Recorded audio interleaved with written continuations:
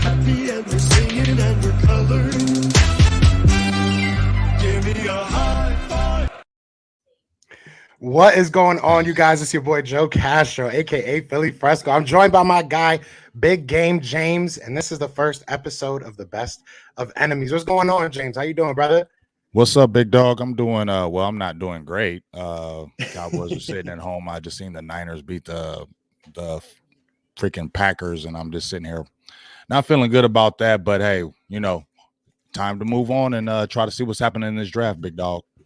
Yeah, this life of the NFC East as of late, we haven't been the greatest in the playoffs, but it is what it is. We know at least we have the draft. So for those that don't know, what we're going to be doing on this podcast is we're going to be talking draft prospects from both different angles, obviously from the Cowboys side on his side, and then from the Eagles side on mine.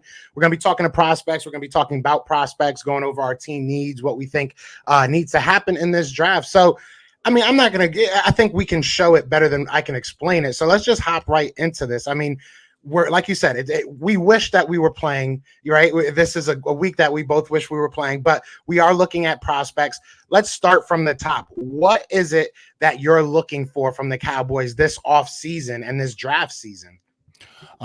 Pretty much not really looking at anything off season. I feel like that's going to kind of take care of itself as far as with the free agent, things of that nature. And I know how Stephen Jones is. He's not going to spend a lot of money on free agents. So that's something I'm not even kind of looking at. It's going to be low end type free agents to kind of think things that can fill some holes, maybe a year or two type thing, the same way they've been doing the last few years. But if we're talking about draft players and what needs to really help Dallas, I got a few things. I mean, one of the things we've been talking about, that offensive line. Now, Dallas only gave up 30 sacks. Okay, there was a lot of the teams gave up more sacks, but it was just how they were sacked. You could see the chinks in the armor. Tyron Smith, I feel like, you know what, you need to find his replacement right now.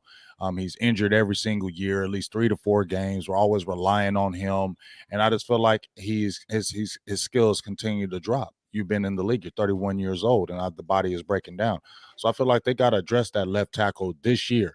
Not next year, this year. I don't know how high it is because this is a rich draft of offensive tackles. So it could go that route. Also, guard, offensive guard right next to left tackle. Conor Williams is probably going to be depart during free agency, and honestly, I want him to go. He was an offensive tackle in college. They brought him in, and he was like 295, 298 pounds when he came in at guard. That's too small, and he got pushed around pretty much all his career. Now, he bulked up, got better, had a career year, but still, when a big tackle comes at him, it overpowers him. That's why he had a lot of holding penalties. He had 13 holding penalties this year, and I think one of the reasons why, you're not strong enough at the point of attack. Also, the center, Tyler Biadasz, he came from Wisconsin. Everybody was looking at him to be the next Travis Frederick because they came from the same school. He had a half a year of showing, and everybody's like, oh, yeah, he's the next guy. But I said, hey, let's see him play a full year because we haven't seen a full year. Now you saw a full year of him. People are like, we don't know because he doesn't have the power at the point of attack. Then you got Zach Martin, a year older. He'll be 32. Leo Collins, I don't think he's the right tackle unless they switch him to left guard. You got Terrence Steele at the right tackle. I think he was growing in that position. So it's a lot of influx on that offensive line, big dog, and that really needs to be addressed early in this draft, preferably left tackle or left guard early, in my opinion. And linebacker would be squeezed right in there, right behind it, because you got probably LVE might be going out. I don't know if they're going to offer him a big contract. He might find more money elsewhere. You got Jabril Cox, who had a lot of promise, but he has the ACL injury. You don't know what's happening with that. So your linebacker depth is off, and you still got Micah Parsons. You need somebody to build with him. So that's something that they need to look at as well. Definitely. Yeah. And it's crazy that I'm glad you bring that up because we talk about parallels a lot when me and you talk. We talk about kind of the parallels of the Eagles and the Cowboys, right? Like, I feel like the Eagles and the Cowboys have spent so much time trying to build up the trenches, right? They've been taking so long trying to build up the offensive line, defensive line, and they get old at some point. So I will say that the Eagles are probably in a better position as far as our offensive line goes, simply because if you look at our offensive line outside of Jason Kelsey, and possibly Elaine Johnson, here maybe next year, something like that. We're hearing about Brandon Brooks, but I've said this before. I think that we have the people to fill in for him. So we're in the same situation that we have to start looking at our offensive line, but I think we're more more on your page when it comes to our defensive line. I feel, and we talked about this early on in the season, right? You know, our defensive line was supposed to be our marquee, and they've gotten nothing but older. You know, whether it's, you know, bringing in a Ryan Kerrigan, whether it's bringing in, you know, or Brandon Graham still being, you know, getting older, coming off of an injury. You look at Fletcher Cox, you know, kind of going down in numbers at the very least. Maybe his play hasn't really dropped too much, but you see the numbers dropping. So I can kind of mirror exactly what you're saying just on the defensive side of it. You know, there's a lot of guys, and you talk about your center, and I could talk about Milton Williams, where Milton Williams supposed to be that guy, or Josh Sweat was supposed to be that guy. But so this draft, and we talked about it earlier, we have 3 draft picks for the Eagles. This draft has to be about the trenches, you know, and I think it's going to be on both ends. I think the Dallas Cowboys are going to be the same way. So I look at our defense and I look at our offensive line. I think that there's, like you said, a lot of good offensive linemen. I mean, you look at Tyler Linderbaum, probably the only true center. I don't know. You probably know a little bit more than me, but you know, he feels like the only true center that might go in the first round. I see him connected to the Eagles. Outside of that, you guys can have whatever center or offensive lineman you want in the first round, because honestly, my focus is defense. My focus this year is defense. We have to do what you guys did last year. You know, last year I made jokes about it. Me and you talked about it a lot. Me and Tuck talked a lot, you know, about it. Everybody talked about it. And we said the only thing that really scared me if the Cowboys went all defense, and that's what you did. You know, so that's where we sit now. The Eagles have to. The Eagles have no choice but to at least go 90% defense. You know, our defense is really what held us back. So, I mean, that's really where I'm looking. I think if we can get better there, you know what I'm saying, I'll be hyped. Now, is there any because like I said, I've been doing a lot of mock drafts, right? So I have a couple names already in my head that I'm excited about and ready to see. Has there been anybody that stuck out to you that you're kind of hoping drops to your guys' pick? Well, obviously a lot of, you know, I haven't been able to get on it. I just really been jumping on it like the last 3 days, but I catch up pretty quick, and plus I've been on it regardless anyway.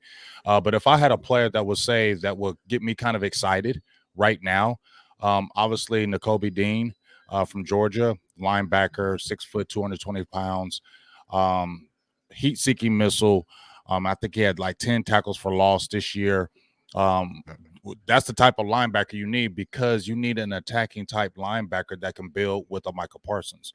Michael Parsons is already that dude, but I believe if you can get a guy like that can really be a good run stuffer for you, can really get behind the line of scrimmage and make tackles behind the line of scrimmage, that allows you to continue to allow Michael Parsons to be the Leo, the elephant, where he's just sitting there. He's allowed to move around. He can stay free. He can put his hand in the dirt. You need another linebacker that can really hold it down for him, so you can continue to move him around and let him be a viable force. So I like that one right there, Nicolby Dean. Also, we've been talking about the big boy from Georgia. What's his name? Jordan Davis, I believe. 6 foot 6, 325 pounds. Now, everybody's like, we need a run stuffer. I'm cool. We got a guy, Bohanna, last year from Kentucky, but he was in the 6th round. But this guy right here, he is a true run stuffer. And if you looked at the middle of Dallas Cowboys, yes, they had Carlos Watkins, but he was a free agent, and he's not a difference maker. He was more of a guy you just kind of plug in.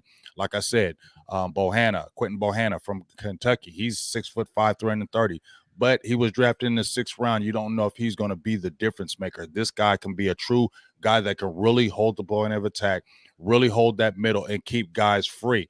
Because what we saw when they started getting Neville Gallimore, who is not a true one-tech, started holding up that middle, that's when I think it made Keanu Neal and LVE better, because now you kept them free and they were able to attack the ball. So those are a couple guys that stood out to me. And also Kenyon Green from Texas A&M, offensive guard. He's 6'4", 6'5", 335 pounds. And one of the reasons why I'm liking him is because that's a big guard.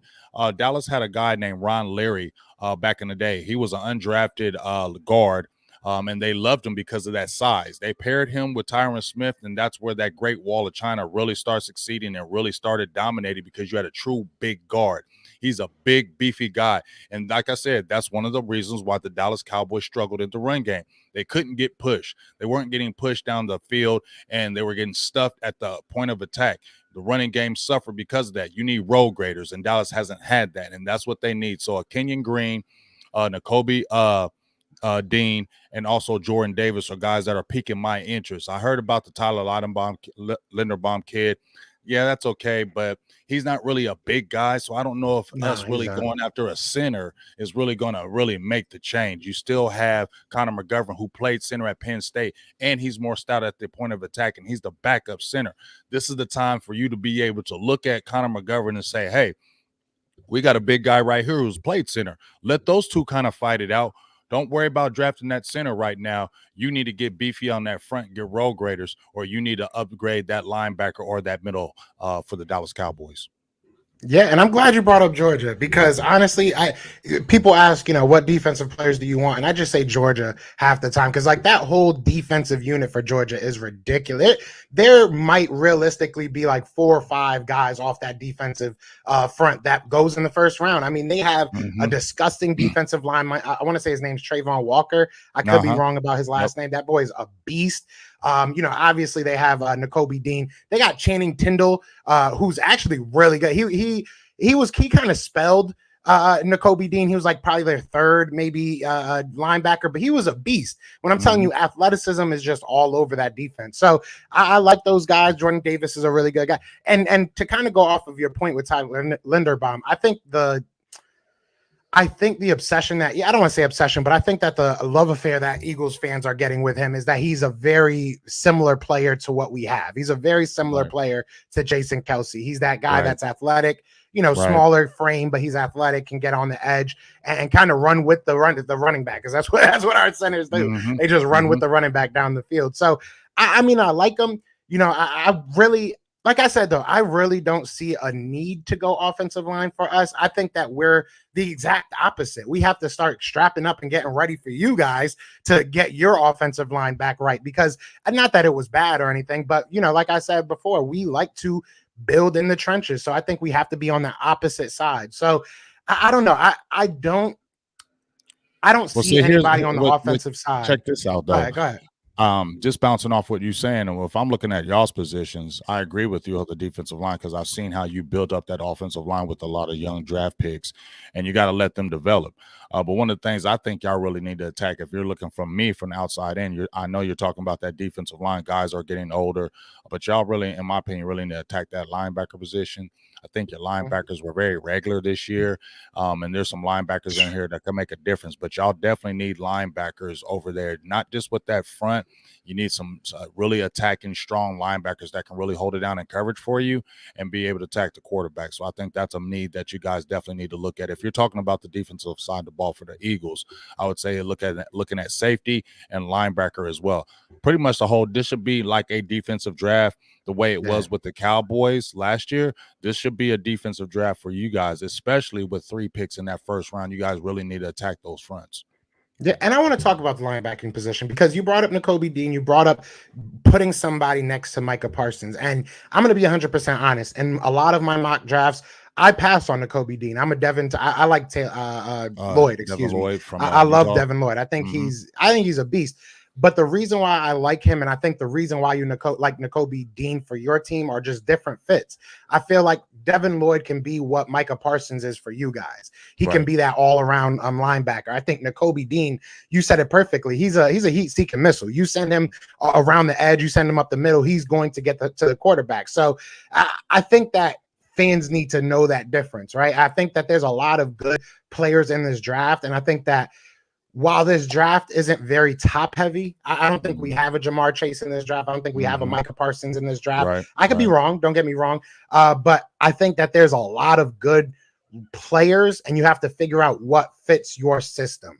So I think that a Nicolby Dean would be perfect for you guys because he kind of adds another pass rusher, if anything, at the very worst. But we need somebody that can cover. And to me, I think that's probably his biggest weakness, Nicolby Dean. I think that he kind of gets lost in coverage. So that's why I'm so high on Devin Lloyd. You know what I'm saying? But I mean, there's so many good positions in this draft. Like there's so much depth, like even wide receiver. I don't think wide receiver has that top guy. But I think that there's a lot of really good guys and a lot of like 6'6", 220 pounders that can run Right. 4.5s, which is Right. crazy to me. But Right. you know, and talking about wide receiver, obviously you guys have Michael Gallup. I've been seeing we see rumors about everything in the offseason, but I've been seeing rumors about Amari Cooper possibly not being the guy there still. What is going on with your wide? Do you think that might be a sneaky draft position that you guys are looking at? I already had it as my top 3. I had it as my top 3 over a month ago. My top 3 draft picks for the first round for the Dallas Cowboys were offensive linemen, whether it be guard or tackle, linebacker, and receiver. I've stayed with that, and I'm going to continue to stay with that because this is the reason why. I'm going to say right now, if Dallas let go of Amari Cooper, it's going to be a drastic mistake if they do that. I'm hoping that they don't, but the way it's looking, we had already talked about it, you know, in a lot of our Dallas Cowboy circles. This is what Dallas does, and it's really disappointing because you traded for him in the middle of the season, 2018, and he's giving you your return for the draft pick and the years he's been there. That's why you re-signed him to a deal, because you thought he was doing what he wanted, what you traded him for. It's not his fault that he was the third leading target on the team. Now we go with CeeDee Lamb. I love CeeDee Lamb, but CeeDee Lamb was very inconsistent this year. He had like 9 drops this year, up and down. Toward the end of the year, looked like he lost a little bit of his way, a little bit of his concentration, things of that nature. He's got to get better in his route running. I saw a lot of sloppy kind of routes toward the end of the year. And then you got Michael Gallup, who I don't even think is going to be ready until midseason. He tore his ACL toward the end of the year, like the second to the last game. That's an 8-month injury. We had Blake Jarwin, who tore his knee up the first game of the year.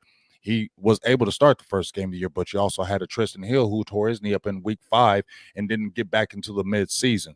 And he's a receiver, so I think they're going to take it slow. Obviously, he is not in a contract right now, but I think he'll probably get a 2-year or a small deal because they love him. He's hurt. I don't know what other team takes a hurt receiver and pays him a lot of money. That doesn't make sense to me, so that's why I think he comes back to Dallas. But in bouncing off what we're talking about, the receiver, yes, I think Cowboys need a receiver. I think they need speed. There's been a long, long time since Dallas Cowboys have had a speed threat. A guy that can take the top off the defense, that can just throw it to him on a slant. He can just take it to the house, or he can beat somebody initially off the line of scrimmage and just go. Dallas doesn't have that. Our biggest deep threat was Michael Gallup, and he wasn't a speed guy. He was a 4.5 guy. He wasn't a speed guy. He just know how to get open deep. We need somebody to take the top off the defense. One of the guys that have kind of been standing out to me, you know, I'm out here in Columbus, Ohio, so I got to see the receivers out here with Ohio State. That's some pretty good ones, but that Chris Olave kid from Ohio State. Now, a lot of people have you guys looking at him and the Raiders, especially the Raiders.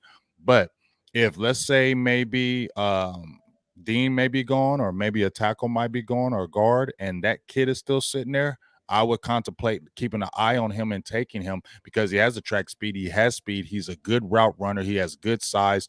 And Ohio State receivers come in the league and are pretty good.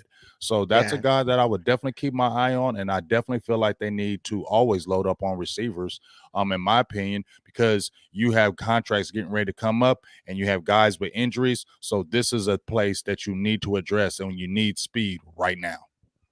Yeah, I know a lot of my subscribers like Chris Olave. I'm a Penn State fan.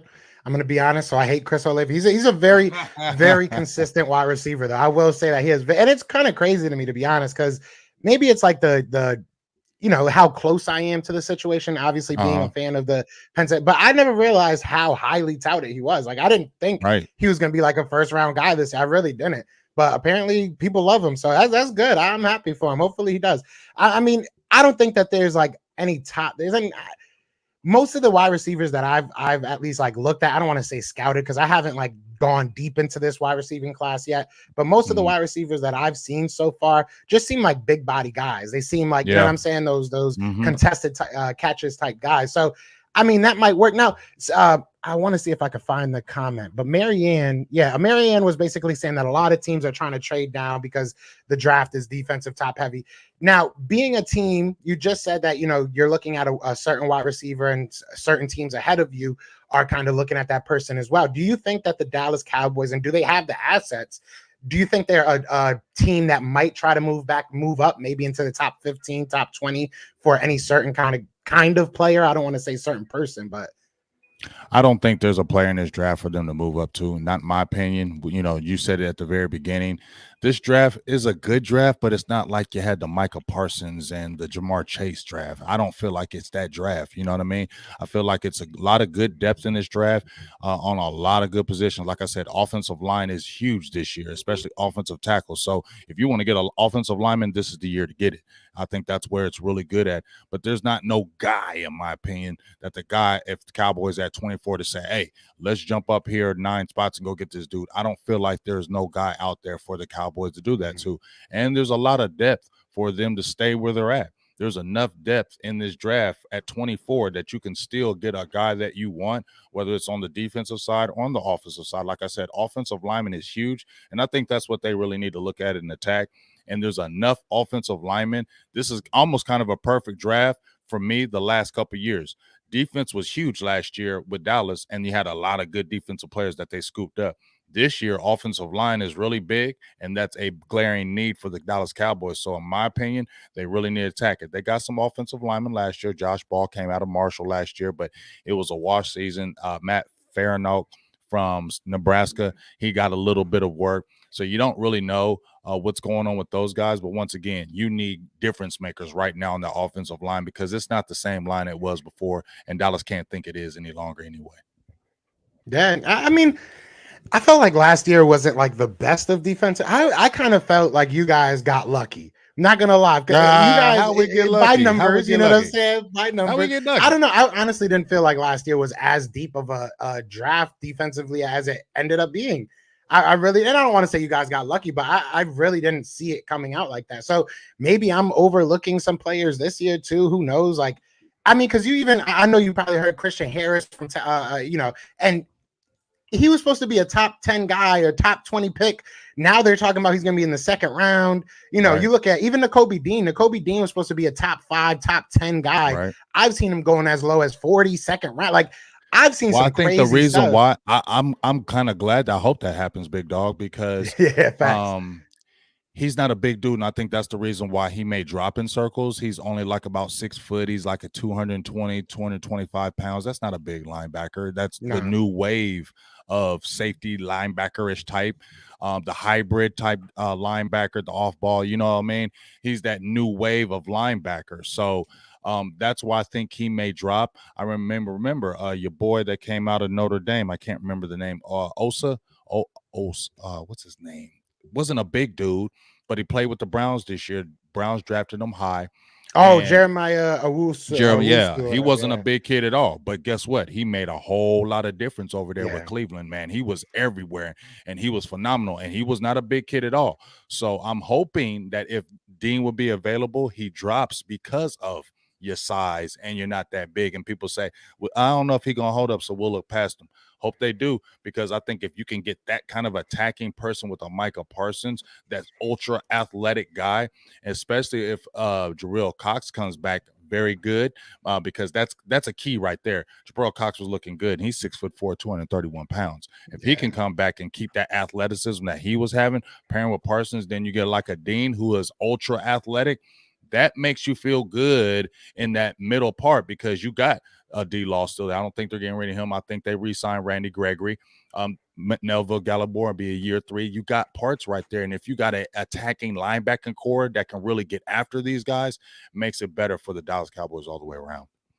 Yeah, I love Jabril Cox. Jabril Cox was somebody that I was taking in the 3rd round. I think I took him in the 4th round a couple times. Like, and you guys got him as a 7th round, or was it undrafted? No, he was a 4th round.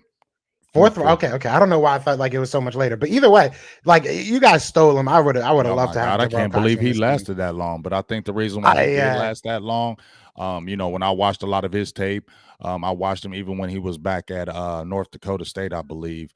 I watched him over there. And I think one of his biggest things that was standing out to me, and I think people knocked him down because of that, because he wasn't a physical tackler.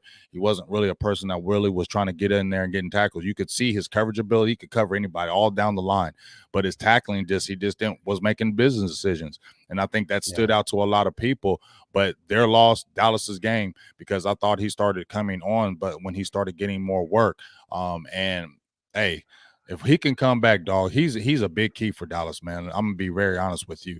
I really want him to come back fully from that ACL because, like I said, the range that he has, and you didn't get to see him paired with Parsons this year, big dog. You didn't see him get that work with Parsons. So to see him work, and then you can maybe throw a Dean in there, and you can mix and match because Keanu Neal, he was a free agent bust to me. He didn't really bring a lot and didn't add a lot.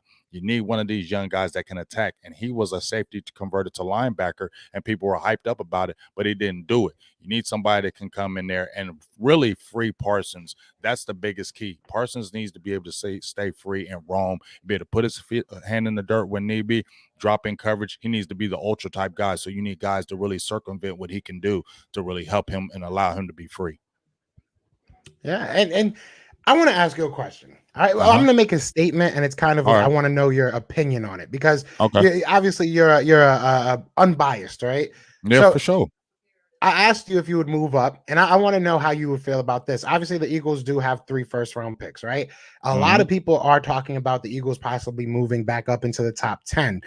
Do you think that this is a draft? Because there's word that I want to say it's the Lions want to move out of their spot or the Texans want to move out of their spot. There's a couple teams that want to move out of their spot. Do you think this is a draft where you can probably move into the top 10 for way less than before just because there isn't that, top tier quarterback talent on the board? Because in my opinion, I feel like where it may have took a first and a second last year, it might just take a first and maybe a fourth just because, you're going up for a linebacker or a cornerback or an offensive lineman instead of that premier quarterback. Do you think that's do you think that no matter what, it's still going to cost the same, or do you think that might play into it a little bit? It could play into it, but you also got to know this is draft time. People want collateral. So that's the only reason why I think it won't be little less.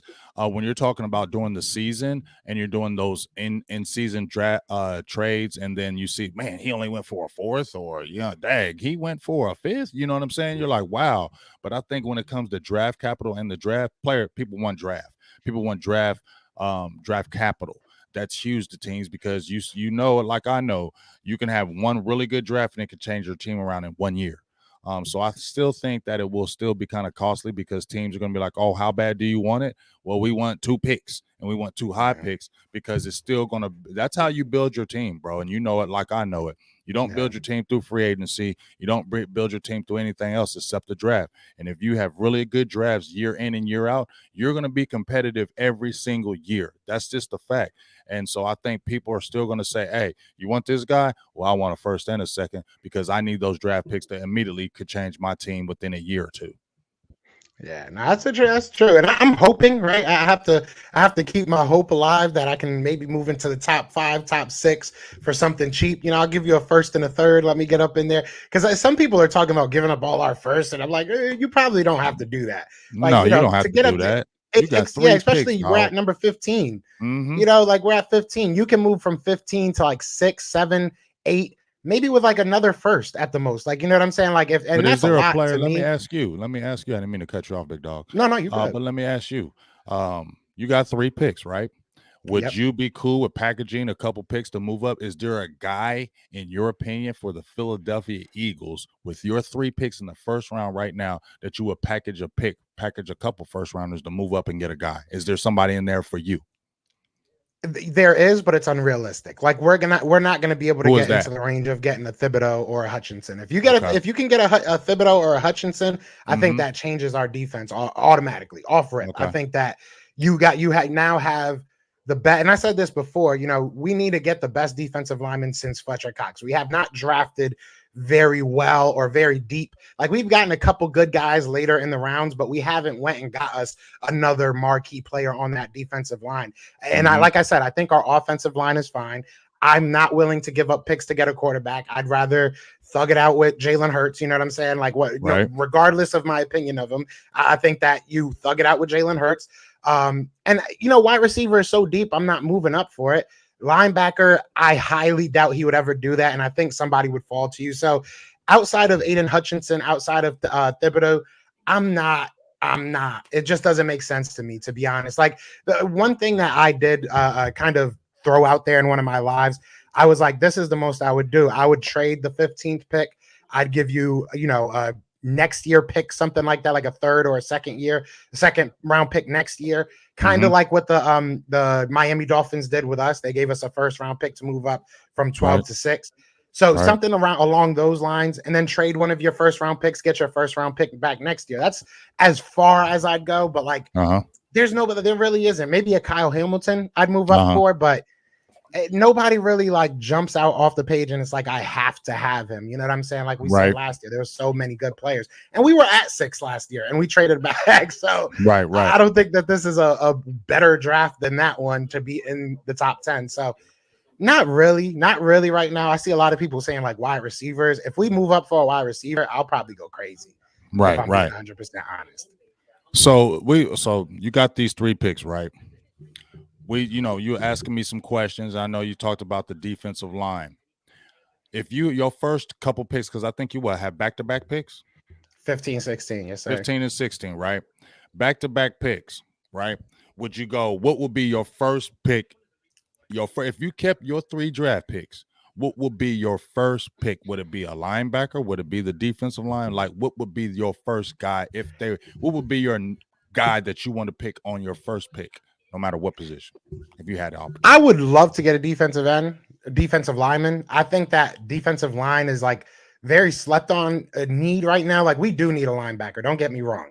And that would probably be my next pick. But if you can get one of the top defensive linemen in this draft, and I go all the way down to Trayvon Walker, I think that's kind of where the line ends, maybe first round, at least that high, top 15.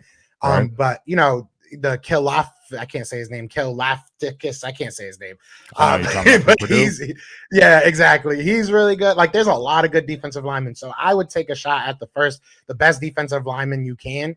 But other than that, maybe linebacker, but defensive line is so important to me this year. And it was important last year too. And I think people just kind of, scoffed over it and thought that we would be fine. But we saw, man, you lose Brandon Graham, who's already old. You know what I'm saying? You lose one guy, and our defensive line was bottom 3 in a lot of categories. There we go. So I love my chat because they always tell me how to pronounce names. I love my chat too because they'll spell out the name. They'll be like blah blah blah, and I'll be like exactly phonetically. I will tear your name up if it's kind of hard. I will tear it up. Exactly. So it's Carl Loftus. There we go. Hey, we appreciate y'all, chat. Keep on. When I mess up, please, because I think they got me with Chris. I forgot. You're going to have to say it in the chat again. Olavi. I appreciate y'all. Please continue to help us as we move forward in this draft and get deeper and deeper because the name's probably going to get harder and harder. So chat, continue that good work. Exactly. Yeah, this is real surface level right now. This is obviously the first show, so we're trying to just kind of get our bearings down, know what each team wants and everything. But and let me ask you this to get our bearings down. How much do you think free agency is going to play into your draft identity or process or thought process? Like I said, it's not going to change ours at all. You know what I mean? Dallas don't spend no money, dog. Got Baby Nuts Jones, even Baby Nuts Jones. He don't spend no money, bro. He said that a long time when he came over, and he stayed true to this, Joe. He stayed true to this. He came over and said, we will not spend any more money, big money on free agents. We're going to build through the draft. We're going to sign our own, and we're going to sign free agents is kind of fill the pieces, and that's what it's been. So I don't have any thoughts of free agency, and free agency is not going to dictate the draft, and there's not going to be a big free agent splash with the Dallas Cowboys. No more. As long as Stephen Jones is running it, he's just going to have guys to pick their spots. So free agency is not going to dictate or turn anything about the Dallas Cowboys draft because all they're going to do is add pieces. If they draft really good, they're just going to add a piece that kind of pair with it, but it's not going to be an expensive piece. If you saw the safeties that they picked up this year, DeMonte Casey, J-Ron Curse, and Malik Hooker, those guys were all cheap.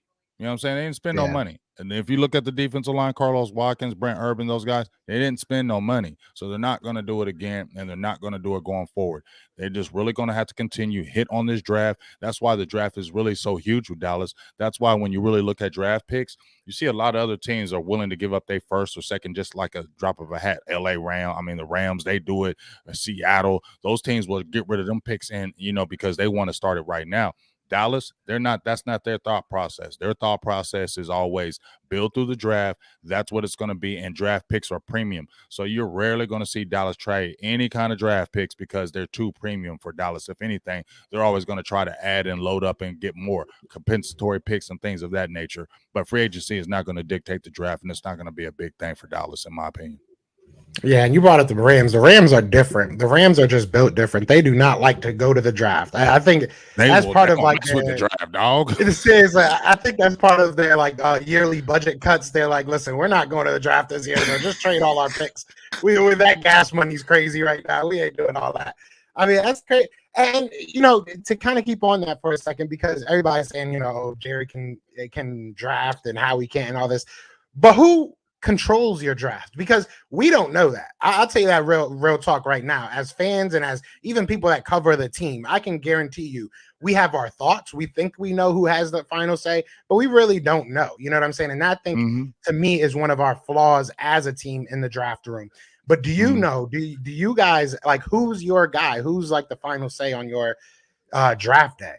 I would say Jerry. I mean, come on, Jerry owns the team. He's always going to have the final say of everything. But I would say if you're going to say it to me, Will McClay, who they just brought back, once again, it was going to be a huge loss if he departed because he's the guy that's really kept Dallas, in my opinion, afloat with the great free agent picks, the slept-on free agent picks that, like, ooh, that was a good signing.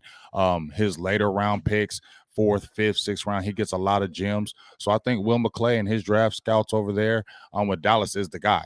He's really our guy that you can really say is our draft person that you can really look towards because I mean he goes through the process very, very well. That's why it would have been a huge loss if the Cowboys lost him because he's our direction guy. He's the guy that they really look for free agents and especially drafts. So if you're to answer that question, I would say, in my opinion, from afar, from what I've seen following the Cowboys, would be Will McClay. That's why it was such a big thing for them to get him back in the building because if they would have lost to Will McClay, it would have been, in my opinion, what's the word? Catastrophic? Catastrophe? Yeah. You had to look at his girl like, I respect that. Y'all know what the hell I mean. How about that? Y'all know what the hell I mean. That's why we got our girls, man. How about that? Devastating. There we go. I like that. Behind every great content creator is an amazing woman. Remember that, y'all. Remember that. Yeah, there you go. Appreciate you, boo. She was over there giving it to me. Appreciate you, boo. She already know. That's what's up. That's beautiful. I asked that because, like I said, bro, we don't have that. We sit here and complain about Howie Roseman and that he doesn't make the right picks, but we have a whole team of scouts that it seems like their voice doesn't even get heard. We hear so many times after the fact that, this guy wanted, Jeremy Chin, this guy wanted that guy, and we instead got this person. You know what I'm saying? So yeah, I say that. So is that frustrating to you as a fan and a content creator? Is that frustrating for you? Like, do you feel like it's kind of maybe like a one voice with Dallas because Jerry runs everything. But from the Eagles side, is that very frustrating for Eagles fans that you feel like Harry Roseman is not really getting the input from everybody? He's just kind of doing it, maybe his own thing. Is that frustrating for you guys over there? Definitely. And I think it's even deeper than that. I'd feel like I'd be more okay with him just admitting, like, listen, I suck at drafting last year, like these past couple drafts, like take accountability. Like, listen, I should have probably listened to them and then change moving forward. It is one thing, like you said, Jerry Jones is always going to have the final say. Howie Roseman, while he's not our owner, he kind of is that Jerry Jones of our team. He's kind of got his wand over everything that happens. So for me, it's like, at least admit when you're wrong, at least improve when you're wrong, at least change a little bit when you're wrong. That's my biggest thing. And I just don't feel like he does that. So that's the more frustrating part of it. Like, he is very good when it comes to contracts, when it comes to free agent signings. I feel like he does well.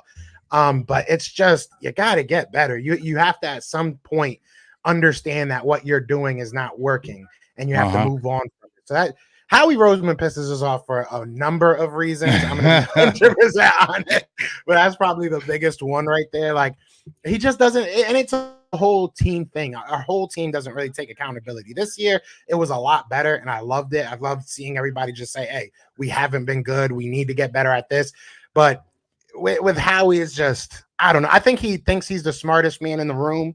You know what I'm saying? That's what we say a lot, is that he has that smartest man in the room complex. He wants to not just find the best player. He wants to find the most underrated, out of nowhere player. You know what I'm saying? And it screws us over a lot. You know, like we've wasted first round picks on Nelson Aguilar, Jalen Reagor, Marcus Smith, who isn't even playing in the league anymore. Like, you know what I'm saying? We wasted first, and these are in the first like past decade. You know what I'm saying? Like these aren't old picks. So it's just he has to get better. He has to get better at just acknowledging his mistakes and acknowledging what he needs to change. It's not so much about making mistakes. It's not so much about making the mistake. It's about continuously doing it, right? Like you take a Sidney Jones who's often injured. It doesn't work out. Why don't you go after a DK Metcalf? And you know what I'm saying? But you go after a J-Jaw, you know, it doesn't work. Like, it just doesn't make sense. Some of the trying to be the smartest guy in the building and just stop trying to be so smart about it and just draft, because you're trying to outsmart everybody out there in the building. That's what I'm getting from you, and that's what I've even seen when they drafted Jalen Reagor. You was trying to be the smartest guy in the bunch instead of being more logical and just drafting who you should have really got. And Reagor has been a disappointment. This is what his second year, and I had like under 35 receptions as a first-round pick. That's a disappointment. That's a failure, in my opinion, right now. So, yeah, I can understand that. But we deal with the same things over here in Dallas. And what we deal with, in my opinion, is the control freak. Jerry has to have the final say. He has to have it. And so when you see these, drafts are great. Drafts are great. But drafts don't matter if you're not producing in postseason play. If you're not doing it, it's wasting it. To me, it's wasting those years. And he said it. But if you're saying it, do something about it. Step back a little bit and let your guys really cook, because you said you're frustrated with Howie, but he's your GM, right? Jeff Lurie is your owner, correct? So there's the dynamic. He has a GM. He steps back and lets the GM do his job. See, Jerry is the GM, president, and owner. And so there is no step backing in anything he does. And Jerry is 79 years old. That's where the problem lies with me. You have a 79-year-old owner, GM, president, and where is really the power for anybody else, because you are always in it. And I feel like those are the reasons why Dallas consistently falls short. We fell short this year, and I think those are the reasons, in my opinion, are why. And it's frustrating because you do draft very well, but what's the point of drafting so well if you're going to have disappointment at the end of the year every single year? That's frustrating, in my opinion. Yeah, and I want to ask a question as well. I want to bring up something. So last, I think I did it yesterday or the day before that. I did another 3-round mock, right? And I know how to trigger my audience, right? I know how to get them upset. So I went ahead and got a quarterback in the second round, which I thought was very good value, right? I got Desmond Ryder. You know how I feel about Jalen Hurts, but reason why I bring that up, is I want to ask you, what is it that like? Is a quarterback on your guys' palette? Is a running back on your guy? Like, because I feel like I've seen a lot of people talking down about either Dak, Zeke. You know, I've seen a lot of hate on a lot of your offensive players from your own team. So, like, what are your thoughts? Could there be a surprise in this draft when it comes to quarterback, when it comes to running back? Like, is that something you think is on their mind at all?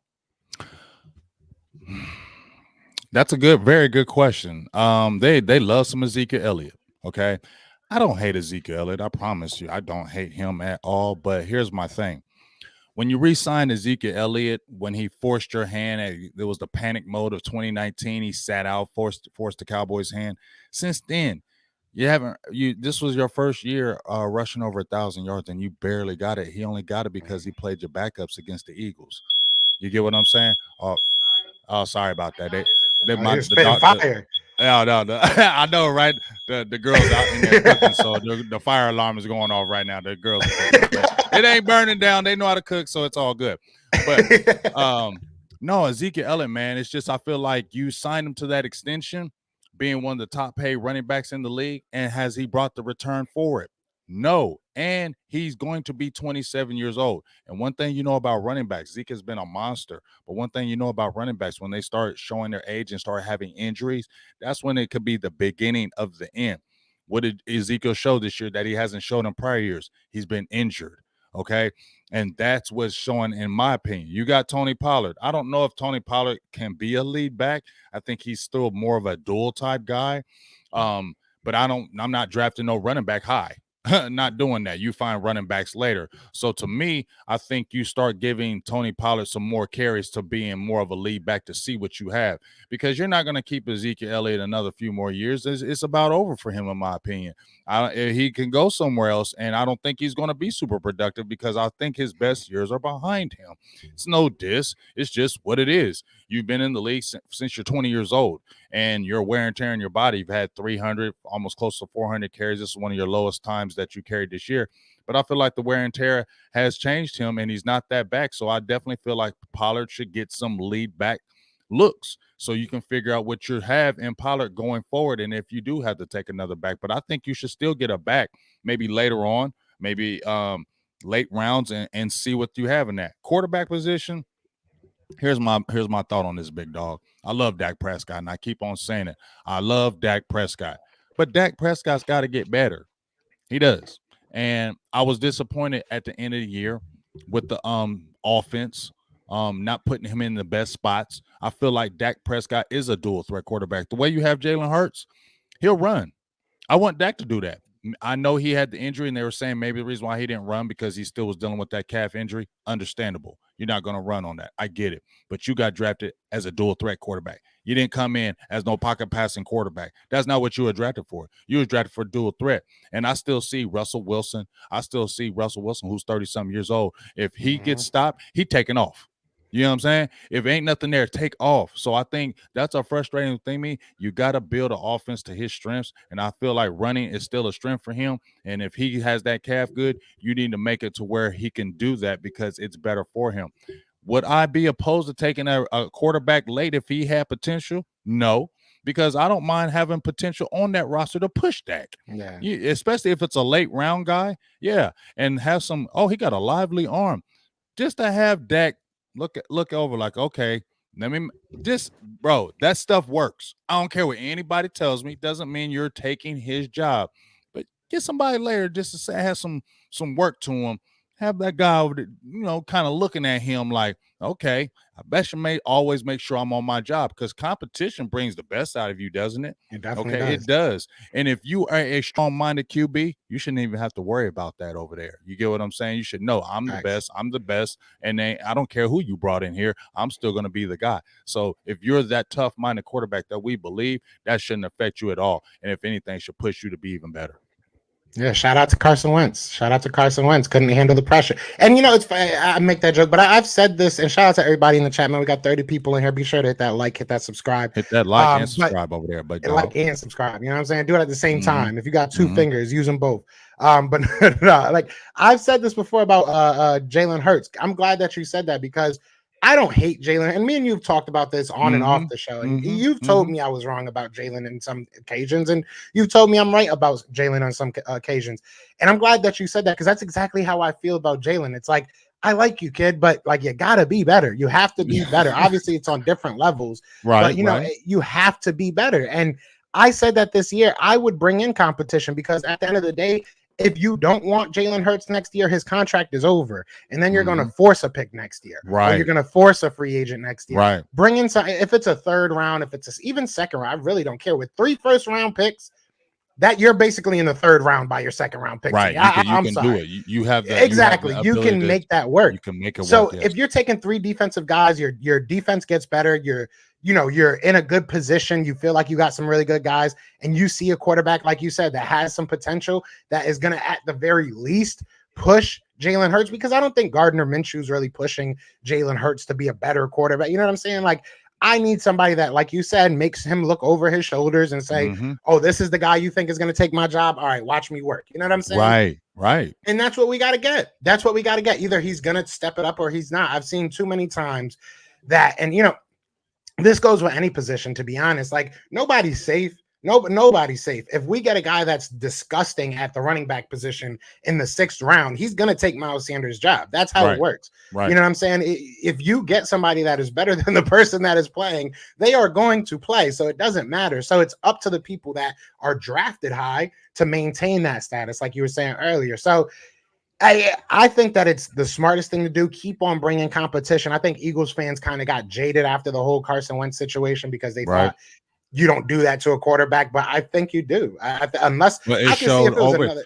But here's the thing, big dog. People like you shouldn't have did that to Carson Wentz, but he went over to Indianapolis and what happened? So it wasn't what y'all did, it's what he was because he had the opportunity to prove it over in Indianapolis against the Jacksonville Jaguars and what happened. So that's what tells me you can't deal with competition. And I don't want a quarterback that can't deal with competition because that tells me you're going to wilt when you're playing a big game. You get what I'm saying? Those things, people don't look at that. That's mental. That's a mental thing. If you couldn't do it right here and then you go to another team who you had a good team with and you wilted over there with the same type of thing, then guess what? That was a good thing that you did put Jalen Hurts in that position to go against him because maybe you would have kept on having failure every year with Carson Wentz and y'all would have been ultimately frustrated by it because you never would have took y'all to the promised land and y'all would have kept on trying to stay there because of the high pick thing. You get what I'm saying? So that is good in my opinion. And competition, like you said,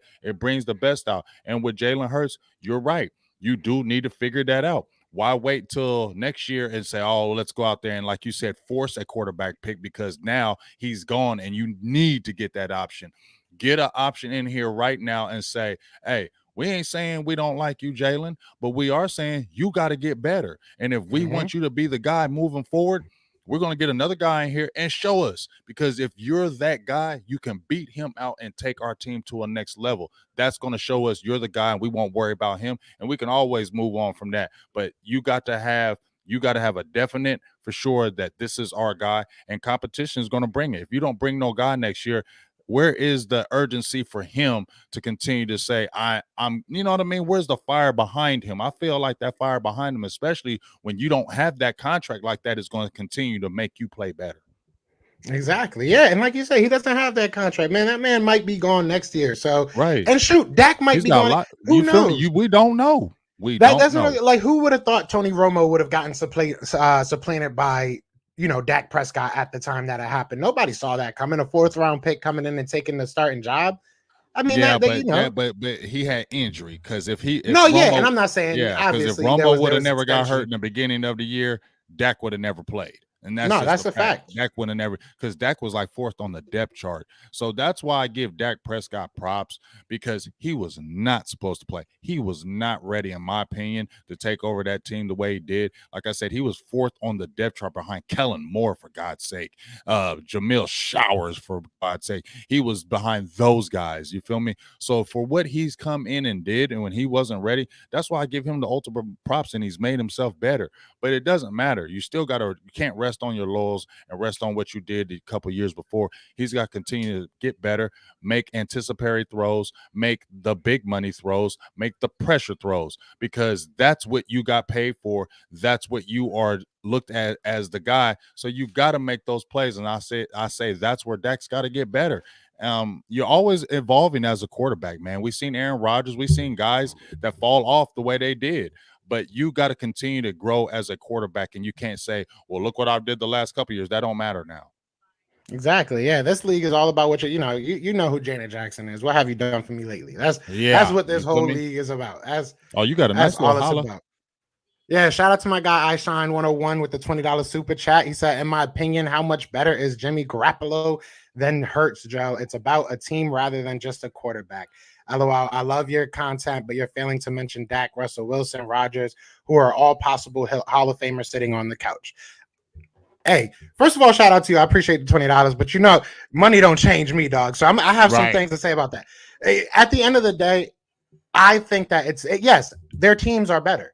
They have better teams. They have better coaches. They have better, you look at the Jimmy Garoppolo in the playoffs. He basically got carried. I understand what you're trying to say, that if we get a better team around Jalen Hurts, he can basically get carried. But why not get a quarterback that's not a Jimmy Garoppolo and not going to get carried? Let's go and find a quarterback that can help us win games instead of a quarterback that we have to work around. And I'm not saying Jalen Hurts will be that forever. You know what I'm saying? And I think that's the disconnect that I have a lot with people that think I'm trying to hate on Jalen Hurts. It's not saying that he's going to be this guy forever, but he is this guy right now. So that's my whole thing. I understand what you're saying. And you feel like how long we got to wait for this? Exactly. And the biggest thing is I'm not trying to force something when it's too late. You know, I see a lot of people say, like, why not just start Hurts? If it doesn't work out, it doesn't work out. Well, that's a quarterback position. That's the most important position on the field. Right. You can't just say if it doesn't work out, it doesn't work out. Like, that's kind of important, like every team with the exception of the 49ers, which look, we'll make fun of Jimmy Garoppolo all the time, but there was a time where he was very good. That's what I'm saying. People hate on him, bro, but who picked him up? Bill Belichick. And he was going to take over Tom Brady. Okay, so Belichick must have thought he was kind of good because he picked him specifically to be Brady's successor. Now, it didn't work out. We saw the infighting, and we saw how basically Tom forced Garoppolo gone. You know what I'm saying? Like, he didn't want to deal with that because that's who he was building up to be the next guy. And when Garoppolo was coming in with New England, he was looking pretty good. So can't nobody sit there and just – people want to keep on – I feel like people just tag team with this Garoppolo thing, man. I feel like a lot of people don't do the research on Garoppolo and just say it's the easy thing to say he's trash and he ain't no good. Yeah. But he's in another NFC championship game. He could possibly be in another Super Bowl. I can't keep on listening to this narrative that Jimmy Garoppolo is a bum. I'm not going to listen to that narrative because guess what? It ain't just the team. Yes, it's a team game in the NFL. But Garoppolo has to do some things to make that thing go for them to be winning, okay? And he can make every throw. That's the one thing you can always say. He makes terrible decisions sometimes. I will say that, especially recently. But I think it's a recency bias. I think it's like you see what he's been the past couple games as far as his numbers go, and you'd be like, oh, he's just – like you said, it's the low-hanging fruit. But, I mean, even you look at that last game, yes, he only put up 13. My man's Aaron Rodgers only put up 10, so there was a losing quarterback. So what are you saying about Rodgers? He's got one exactly. Super Bowl, Is he bro. garbage? Like we can sit there and say about Aaron Rodgers, right, fam? But Aaron Rodgers in all these years has one chip. Even with Mike McCarthy's gone, you still not winning. So you can have the all-world quarterback that doesn't guarantee success down the line. Yes, you want to have that great quarterback, you do. But it doesn't guarantee success because we've seen time and time again, great quarterbacks don't win Super Bowls. We've seen it. We've seen tons of great quarterbacks go through this league who don't see a Super Bowl. But does that mean they're not a great quarterback? No, it just means everything around them wasn't great. So, like you said, you got to have a piece. You got to have a team. But people dissing Garoppolo like he's not good. I don't get that because, yes, he may not be that top 5 elite guy, but he's a pretty good quarterback, and he's what the 49ers need for that time. You feel what I'm saying? He fit their need, and obviously it's working. Yeah, I mean, yeah, you're winning games. Look, I will say, don't get me wrong. I make fun of Jimmy Garoppolo, and it is what it is. I make a meme here and there because it's fun. But, he's in there. Would I take him over Jalen Hurts? Probably not. I'm not going to sit here and lie to you. I don't think our team is that good, but it's not about that. It's not, people don't realize once you get a good team, you still need a quarterback that can do enough. If the San Francisco 49ers run game is not working, Jimmy Garoppolo can do enough to win you a game in certain aspects. I don't think that Jalen Hurts is there yet. And I know a lot of people say quarterback controversy by getting somebody in the draft. I don't see it like that. I really don't. I see you building through the draft. You look at when Patrick Mahomes was drafted, nobody was yelling controversy, and he didn't start for like 3 years. Now he's one of the best quarterbacks in the league, if not the best. Aaron Rodgers, same thing, didn't start for a couple years. One of the, these are guys that got taken in the first round. I'm saying get them in the second. You know what I'm saying? I'm saying get them in the second. Like, so I don't see the controversy. I think it is what our fan base makes it. If we make it into a controversy, then it's a controversy. Watch the two players play. If one is better than the other, there's no controversy. And that's what it is. And that's all it's got to be. That's all it's got to be. He said, thank you, Joe, for being honest. I know you'll take Hurts over Jimmy every day. Every day. I can't have Jimmy G on my team. I wouldn't take no Jimmy G over no Dak, but guess what? He's working. It works over there with San Francisco. So ain't nothing I can say. They beat Dallas. He came in here pumping his shoulders and he didn't even play great against Dallas, but he did enough. Matter of fact, he kept Dallas in the game, but he did enough. Yeah. That's the thing. Their defense kind of went crazy. Yeah, that is true though. Like, especially this last game too. He did a lot to kind of keep the Packers in the game. I mean, bro, that's why I'm frustrated because San Francisco did everything in their power to let us come back and win. And Dallas still couldn't do it. That's the disappointing thing watching the San Francisco 49ers in this championship game is because how they've gotten there with these 2 wins. It's like they've done everything to let these other teams win, and they just didn't do it. And it's this. I don't know, bro. Like I don't know how they're there right now. They have a great defense, but the special teams one, like it's just kind of weird and wild how they're there. I'm really frustrated because I look at our team. Our team is better than San Francisco, but yet we're still sitting on the couch. Yeah, it sucks. And we weren't as good as half the teams in the playoffs, and somehow we made it. The NFL is a weird place. The NFL is a weird place, and that's why the draft is imperative, right? The draft is one of the most important things in the NFL. You got to have a good draft if you want to be a good team for coming years. So, I mean, I'm excited for this upcoming draft. I think that we could end it up here. We've been going for about an hour. We still got 30 people in here. Be sure to hit that like, hit that subscribe. We got Big James can't talk. Big Game James channel information in the description. So definitely go subscribe to him if you aren't. Soon we're gonna have it on both channels. This was kind of like we said, just to kind of get our feet wet, let you guys know we weren't kidding around. We're really going to be doing this. So, you know, the Best of Enemies pod, we're going to be going over all these draft. I'm excited. I really am. I've been telling people once I'm really excited get deviled into it, you know, next week we're going to get even more in depth. Like my dog Joe said that, you know, this was our beginning stage of it. We want to kind of just get our feet wet with it, kind of talk about a few things, but make sure you keep on coming in deep. I like the people that are in the chat. We're going to do the dual channel thing. So I think it's going to really explode. But really stay with us on this because we're going to really get in depth. I know how Joe does. I know how he brings interviews, prospects. I'm going to be doing the same thing. So we're both going to really take this really kind of a personal thing to make it great for you guys. So we're going to really be delving in these players, breakdowns, things of that nature. I really get into this kind of stuff. I've always kind of wanted to do this stuff. So it was a great thing that Joe hit me up and said, let's do this because it keeps me on my toes, gives me even more grit to really grind in this and be able to produce something. So please stay with this. This is going to be really awesome. And hopefully we can continue to let this thing grow going forward. Yes, sir. Yeah. And like he said, this is for y'all. This is for the community. I think that, look, Dallas Cowboy fans and Eagles fans, we hate each other, and that's a beautiful thing. But I think me and James have built probably a very, very smart, very football savvy community, and I'm proud of that. And I know you are as well, James. So it's good to merge them. I think this is going to be really fun to just see the conversations in the comments, to be 100% honest. Like, I know Eagles fans and Cowboys fans going back at each other but it's been pretty good in here. But see, so I'm saying, I feel like we bring that intellectual side, and the people that come in the chat on from whether from my channel or your guys' channel, there ain't a lot of, once they hear me talk, because I think if any of the fans never see me first, Joe, they'll be like, oh, they already coming. Oh, who this guy? But once they see we get to talking, have real conversation, have normal conversation, have the healthy respect for each other, then people are like, oh, okay, it's cool. Let's just talk football.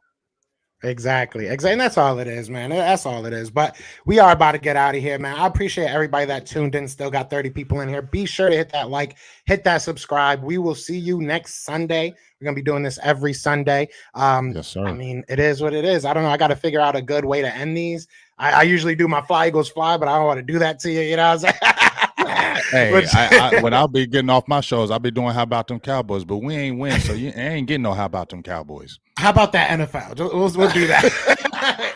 Go refs. How about that? Go refs. Let's see what happens today. Let's see what exactly. But let's do some quick predictions. I ain't giving no score predictions, but you saw. let's before we get off here, what did you think about the game with the Bengals? Because that stood out. What do you think about that Bengals game? Honestly, but it was kind of crazy how both games were obviously ended kind of the same way, but it was interesting. It was nice to see. It was an interesting game. I will say that it was a very interesting game. I didn't expect it to go like that. I thought it was going to be kind of an offensive battle. It's weird to be. It's just weird to me because I really thought the Bengals would lose. First of all, I did think the Bengals were going to lose, but to see them win the way that they did, another team that they were kind of giving away the game, I felt, especially towards the end, and they somehow found out a way to win. The Titans need to figure life out. They need it because Ryan Tannehill is not. I don't know, man. He's just not that guy, and he's had long enough. You can't waste Derrick Henry another year. Right. And Derrick Henry can bring you to the playoffs by himself. He might win you a couple playoff games by himself, but you're gonna need at some point Ryan Tannehill to. Yeah. So it was a good game as a football fan, right? You like to see stuff like that, back and forths.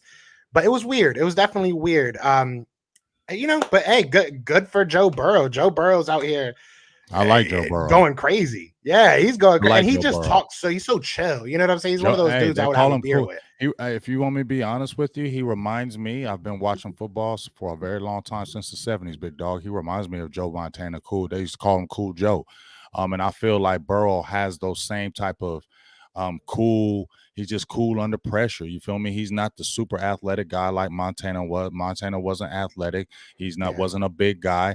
Didn't have a big arm. But that dude just knew how to throw the ball. He knew how to win. I knew when I watched him, Montana. As soon as Dallas played him, I used to get mad because I'm like, bro, y'all gonna have to bring your A game because you can't play around this dude because he's gonna kill you. You feel me? And I feel like that's what Burrow is doing, and I'm really just happy for him, especially because I'm out here in Ohio and I saw him at Ohio State not get that work and why he transferred over to LSU.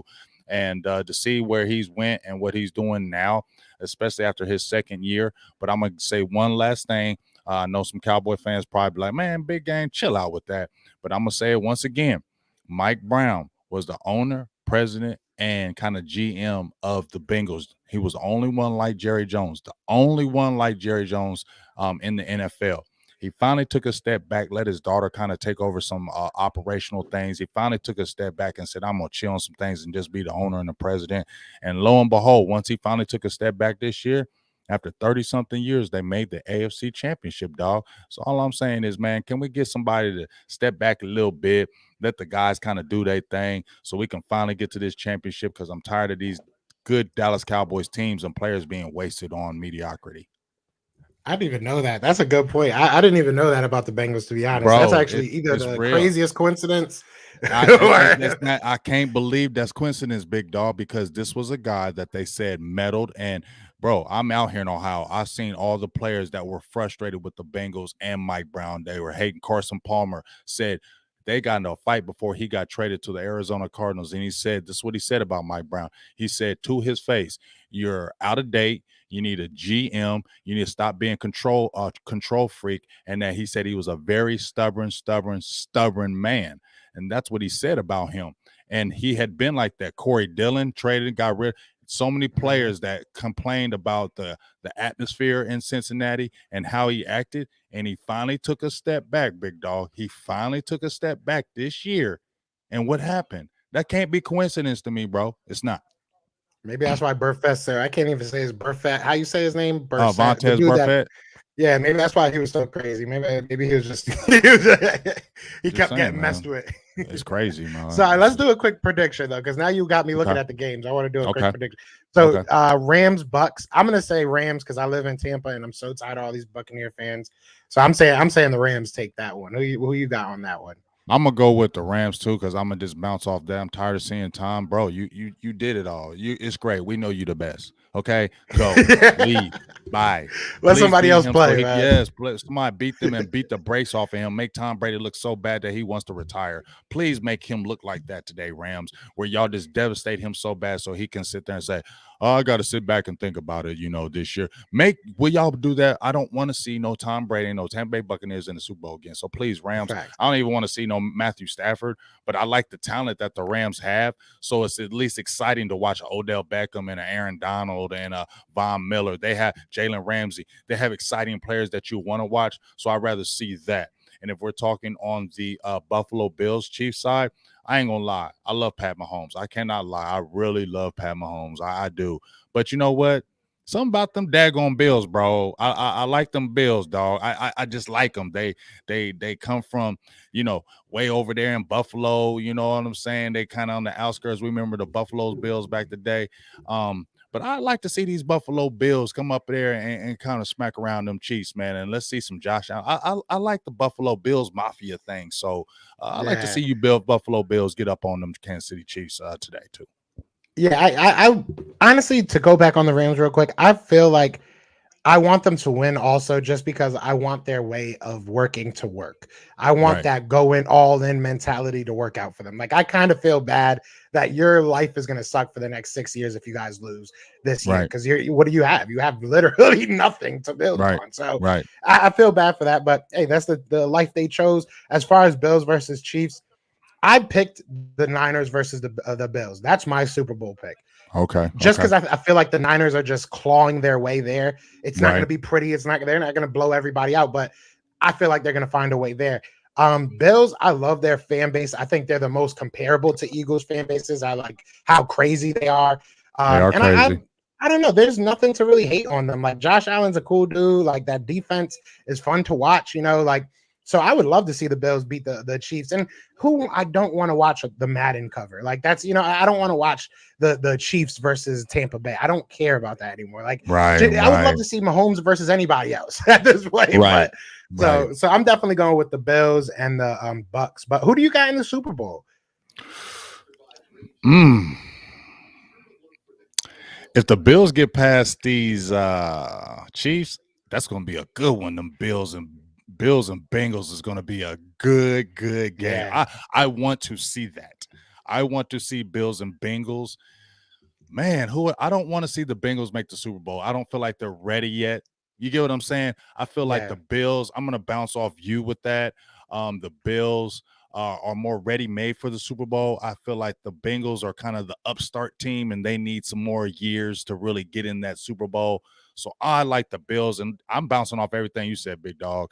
I love their fan base. It's crazy, and there's nothing really to hate about the Bills. You feel me? It's like I like the Bills. I don't hate the Bills. So I like to see Bills in the Super Bowl on the AFC side, and I wouldn't mind seeing Rams get in there. I can't front. A Bills Rams to me would be an exciting Super Bowl. Especially you got San Francisco. I don't want to see the Bucks and the Rams. I think if they play the Niners again, we'll beat the Niners. I think if they play them again, they will beat the Niners. And I think that'd be a very exciting Super Bowl, Joe. I think a Bills Rams be a lot of action. From both sides with Josh Allen and Stafford. I think a lot of offense will be shown. You still got some good defense going back and forth. I think that'd be a good matchup, and I watched that Super Bowl. So I'm going to go with all that talking I just did, Bills, Rams. That's a Super Bowl I want to see. Okay. I see. I'm going Niners. So that's my. I don't know why I like the Niners. I think that they should win it, but we'll see. We'll see. Niners beat Dallas, so I don't want to see no daggone. That's why maybe they're my favorite team in the playoffs. You got to understand. Niners are right there with Dallas with those 5 Super Bowls. I don't need to see no Niners trumping Dallas and getting the 6th Super Bowl, and they be like, oh, but who got more Super Bowls and we beat you? I don't want to hear that. I wonder how they're going to change their name. 49ers, the 6. I don't know. They got to change their name somehow because with Pittsburgh, it's Sixburg, so they got to figure out a way to. Bro, I don't want to see that in the air at all. Please don't let that happen. That's one of my arch enemies, and I can't have them trumping with 6 because I already don't like Pittsburgh. And anytime I argue with a Pittsburgh fan, that's the first thing they said to me. 6.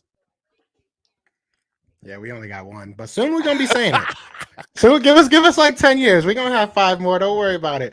But we are about to get out of here. Everybody hit that like, hit that subscribe. You got anything you want to say before we bounce out of here, James?